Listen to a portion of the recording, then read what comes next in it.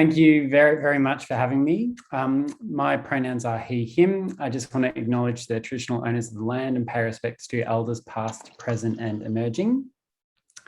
I'm also using identity first language today. I'll just briefly say there's lots of different types of language in the disability space. Obviously, identity first, person first language. I'm comfortable with identity first language, so I'm running with that. I'm not a big academic about language. Happy to take questions on it, but I'm just disclosing my choice with language today. So there were a couple of questions I was tasked with in our panel. One of them at the very beginning was the impact on people when we don't have disability sensitive practices. And I just want to, I guess, take you back to 8 years ago when I was having a vision for ICANN Network. So we're an autistic-led organisation and we deliver autistic-led mentoring services. And I was someone, I'm proudly autistic myself. I'd had a relatively very supportive schooling, which had helped me with my post-school pathways. And there had been very simple things that have been evident in my young adulthood that have really made a big impact. And when I was older and starting to disclose that I was autistic, I observed that there were a lot of people with similar functions to me right across the autism spectrum who had not had the same supports, who had fallen through the cracks in the system, and really had been, had experienced a lot of stigma, a lot of myths, a lot of misconceptions and barriers. And basically, I mean, when you peel back the veneer, when you look at autism, there is some fairly bleak data here. If you look at the box on the right, I'm always nervous sharing employment statistics because it's a bit of a nuanced field, this data. But basically, I'm giving you a crude summary saying that there's 60% unemployment across autistic adults. Obviously, that is a senseless waste of the talents of autistic and neurodivergent people, and it's something we really need to work on. The other things, and I guess the main impact when there are these barriers in place is on people's mental health. Employment is such a beautiful source of self-esteem for people. And when there are not meaningful ways to access employment, that has a huge impact on people's mental health. Added to that is the fact that autistic young people, when they're going through the Australian schooling system, which is necessarily a pretty rigid system that can be pretty inflexible, they've already got fragile mental health. And so when both the employment market is also fairly inflexible, it is this vicious cycle. So there's just so much work to do in improving both our education and employment systems for both disabled people, including autistic people. So the questions are moving from talking about the impact on people when those barriers are in place. The questions that I really want to help you with are, what's the return on investment for an employer in employing disabled people? And what can we learn from companies with a high number of disabled employees? And I guess just to take you back to this picture, the picture on the right is the first win I had as an employer. So I was 26 when I started ICANN Network. I was very green. I had this big vision and I did not know how to implement it. Whilst I'd done a law degree, I hadn't managed people. I hadn't really done anything. And I just had this idea, I want to set up an autistic-led social enterprise. And what was very overwhelming was at that time, no one backed me. People told me setting up an autistic-led company would not pass a risk management test. I was told that autistic people were not capable of carrying corporate duties. I was very much told, well, don't do it, you'd be mad. And so I, just found, I guess, their negativity, it's very empowering, defying the negative prescriptions of others. So I just thought, stuff it, I'm just going to do this. So the first event, and the reason I'm sharing this with you is you have to start somewhere. This is big, brave, compelling, important work. And whatever part, however big your company, you have to start somewhere. We talk policies and procedures, and you will develop them, but you have to be willing to just give it a go at the beginning.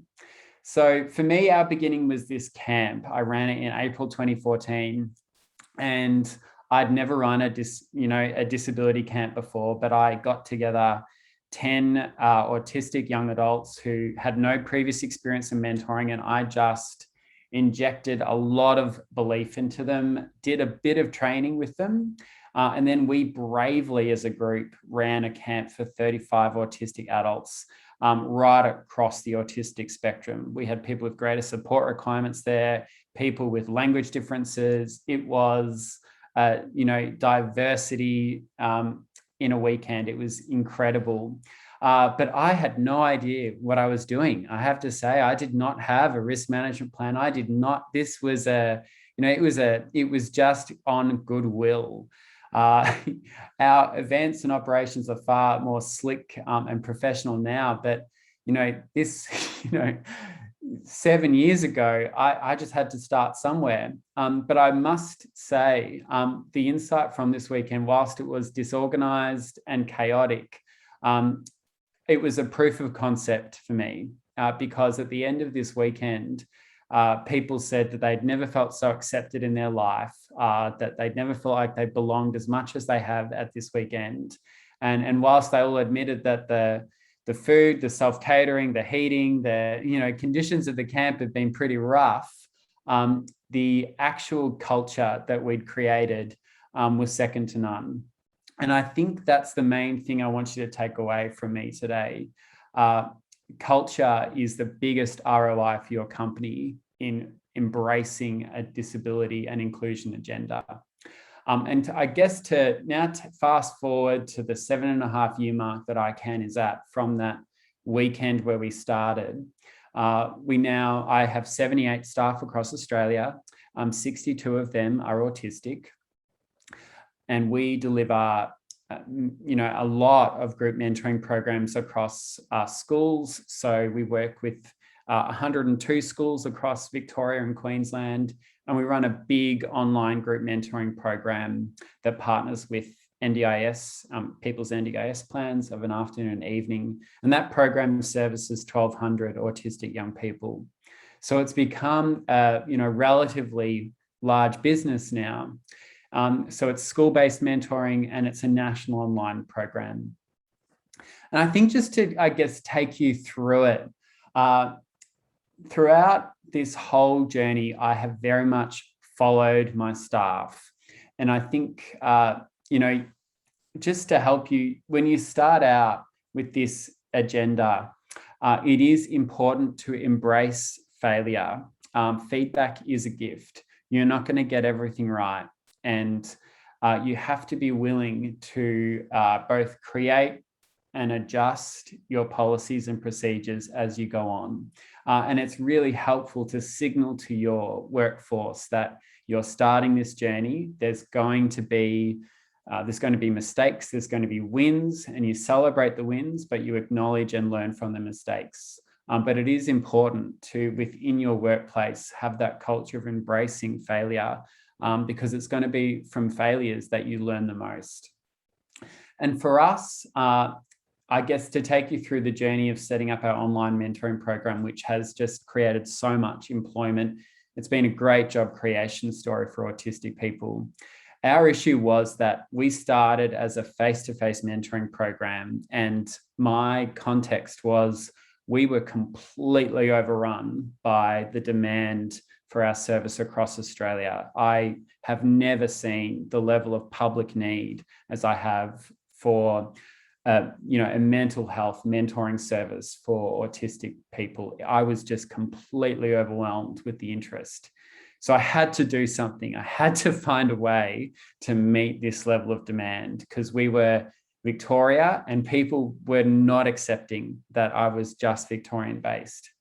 So we put our we put our mentoring content online.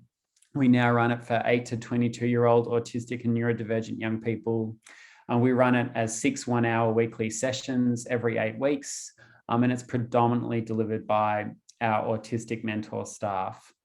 And again, I'll keep the golden thread of this prezo is talking about culture. I guess we have an autism sensitive culture. So we very much learn the different interests of our staff and try and match those interests with the interests of our clients, who, as you can see here, are 8 to 20-year-olds, autistic and neurodivergent young people. And that is, I guess, if you're in disability is a broad spectrum. If you're looking at the autistic workforce, what's unique about autistic people is their hyper-focus. We are a hypersensitive and hyper-focused group of people. And there's an enormous asset in a business for leveraging that hyper-focus and customizing business opportunities that leverage that focus and attach it to a business need. Our business need was there was this huge market who needed positive autistic identity and positive mental health support. And our employees were autistic. And so we had to go, what can we do to just create as much connection point for the autistic young people we're trying to support? So we used people's interests, whether it was on anime, animation, Star Wars, Harry Potter, Dungeons and Dragons, gaming, as a connection point to bring in autistic young people and then deliver social and emotional content. And I guess to bring it back, because this is, what you have to stack up here is my purpose was to build an autistic-led organization. I'm talking to a range of companies here who don't have that same purpose. But what is universal is that I guess the different culture that disabled employees can bring and the thinking they have about the Australian consumer market, they can open you up to all sorts of new opportunities. For us, I guess just to share, ours has been a human resources journey. The journey I went on was to basically write an HR book on how to employ autistic people in a creative way. Now, when I started, I had nothing. I had nothing. I mean, I funded that camp myself. I just had to, learn as I went. And over the journey, we've learned a lot, and I'll share some of that now. So our values has come up a lot today. Values are really important. Make sure that your values in the company are refreshing and embrace diversity, but you're also updating what they mean. Our values are: we are gutsy, we are open, we are positive, we build networks, we value integrity, we enable. Our vision is a world that embraces autism, and our purpose is to prove what autistics can do. We have a target. I am a person, my philosophy is targets are useful. I'll talk more about that today. It's a bit of an academic conversation whether targets are useful, but we have a 50% KPI. 50% of our staff must be autistic for us to walk the talk. Currently, we overwhelmingly exceed that, but long-term for our growth, that 50% target is taken extremely seriously. So I have a board meeting tonight. I report on that 50% target as CEO. With your policies, can I confess, 7.5 years ago, when I was seeking help on how to set all of this up, there was definitely a bent towards, new business startups just kind of downloading a big kind of, cardboard cutout deck of policies from big policy banks and doing minor adjustments. And yes, you need policies that protect you, but it's also important as a workplace that you customize your policies as much as possible to your context. So just to chunk it down, for us, I've listed in the dot points there the policies that we have. That's just a small sample of them. But, recruitment, we've talked a lot about recruitment here. A very simple procedure, providing questions beforehand. The more you can avoid initiation on the spot, that's the friendlier you will be to a whole range of different processing styles. Termination, grievance, we learned our grievance policy took the longest to develop for us because we have a hypersensitive workforce and the art of giving feedback. Employing 62 autistic people, we're a very direct group. People put things in a very black and white way here. It would not be unusual for me to be managing meltdowns and a semi-explosion among staff each week because people do, that is just how some autistics roll. They'll deliver feedback in a very black and white way. That's, what I'm used to now. I must admit, the refreshing thing about it is you never let anything build up. I've been in lots of different workplaces in my early career now, and there's some workplaces where people really wait for the annual staff survey to raise issues. That's certainly not the context in ICANN. If people have an issue, I hear about it pretty quickly, and I'm really grateful for that. I've listed other policies there, but it is so important for a board and management team to, play the long game with getting the policies right. Don't just rely on downloading someone else's deck. Really take the time to customize yours. I would also say targets can be useful for mobilizing boards and management teams. And as I've kept saying, disabled employees add an enormous amount to your culture. COVID-19 is a case study I have to talk about because in January 2020, we were mentoring 80 young people per week in our online mentoring service. COVID-19 hit. As an employer, I'll never forget the anxiety I experienced thinking, how am I going to keep my staff when my biggest income stream is a school service that can no longer run because of school lockdowns? How am I going to do this? And I guess we were blessed that my autistic staff do not see the same barriers of other people. And there was never a moment where my staff were defeatist or wallowed in the doom and gloom about the impact of COVID-19 on business. A group of very concrete thinkers just went, well, let's innovate. And so my team, suddenly we were innovating with our program. We moved our online mentoring from being age-based programs to suddenly interest-based programs. We made them about Minecraft. We made them about animation. We met the market where they were at. We met our customers where they were at. And that's what worked. We grew our online mentoring service by 300% in 9 months. So by September, we were mentoring 240 young people per week who were using their NDIS plans to pay for online mentoring. And so that meant we came off JobKeeper early and the business returned to an operating profit. We weren't just reliant on all the government benefits and we were able to turn it around. And what I loved about it was, staff just got on with it and, didn't approach COVID with the same fear and anxiety perhaps of other workplaces. They were just incredibly creative. Autism does give you a creative problem-solving style. And so to talk about the data, because one thing I loved about Amber's presentation was the importance of measurement. And at the beginning, when I was running that camp, I had no measurement. I had nothing in place.